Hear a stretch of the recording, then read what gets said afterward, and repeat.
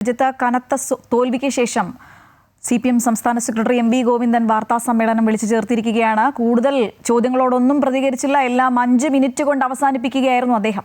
തീർച്ചയായും ശ്രീജ, ഇന്ന് നടന്ന സംസ്ഥാന സമിതി യോഗത്തിന് ശേഷമാണ്, സംസ്ഥാന സെക്രട്ടേറിയറ്റിന് ശേഷമാണ് ഇന്നിപ്പോൾ MV ഗോവിന്ദൻ മാധ്യമങ്ങളോട് പ്രതികരിക്കാനായി എത്തിയത്. അദ്ദേഹം ആദ്യം തന്നെ അദ്ദേഹം പറഞ്ഞു, അപ്രതീക്ഷിതമായ പരാജയമാണ് ഉണ്ടായത് എന്ന കാര്യം അദ്ദേഹം കൃത്യമായി പറഞ്ഞു. CPM പ്രവർത്തകരെയും ഘടകകക്ഷികളെയും ജനങ്ങളെയും വിശ്വാസത്തിലെടുത്തുകൊണ്ടുള്ള തിരുത്തൽ നടപടികളിലേക്ക് പോകും എന്നാണ്. പരാജയത്തിന്റെ കാരണം ഇവരെ വിശ്വാസത്തിലെടുത്തുകൊണ്ട് പഠിക്കും എന്ന കാര്യമാണ് അദ്ദേഹം വ്യക്തമാക്കിയത്. 37.6% വോട്ട് മാത്രമാണ് ഇത്തവണ പാർട്ടിക്ക് ലഭിച്ചത്. അത് മുൻകാലങ്ങളിൽ കിട്ടിയതിനേക്കാൾ ഏറ്റവും കുറവ് വോട്ടാണ് എന്ന വിലയിരുത്തലാണ് ഉള്ളത്.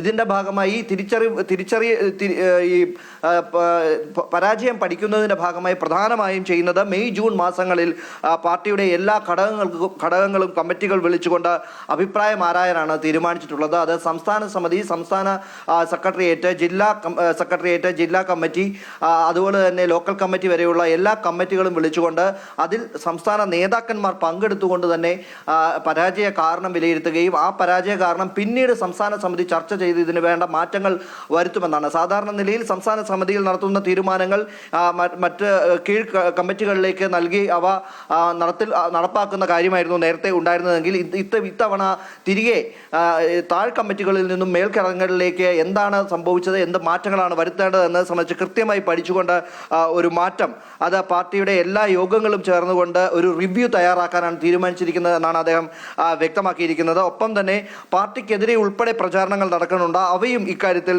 വിശദമായി തന്നെ ചർച്ച ചെയ്യുകയും അടുത്ത 5 വർഷത്തിന് ശേഷം പാർട്ടി ഭരണത്തിലേക്ക് തിരിച്ചു വരുന്നതിനുള്ള തിരുത്തൽ നടപടികളുമായി മുന്നോട്ട് പോകും എന്ന കാര്യമാണ് അദ്ദേഹം വ്യക്തമാക്കുന്നത്. ഇപ്പോഴും ഇടതുപക്ഷം ജനപക്ഷമാണ് എന്ന കാര്യം കൂടി അദ്ദേഹം വയ്ക്കുന്നു.